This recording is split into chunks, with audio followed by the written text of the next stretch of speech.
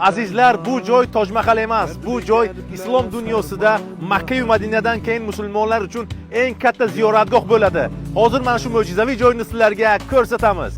Yüreğim gülmez sensiz, gözlerim görmez sensiz ya Habibi, ya Muhammed.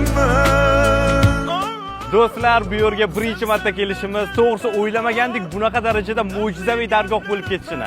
Xudo xolasa yaqin kunlarda prezidentimiz mana shu yerga tashrif buyurib, ochib beradilar va barcha musulmon ahli uchun eng katta ziyoratgohlardan biriga aylanadi. To'g'risi hozir bu yerdagi emotsiyamni shunchaki so'zlar bilan yetkazib berishim qiyin bo'lyapti.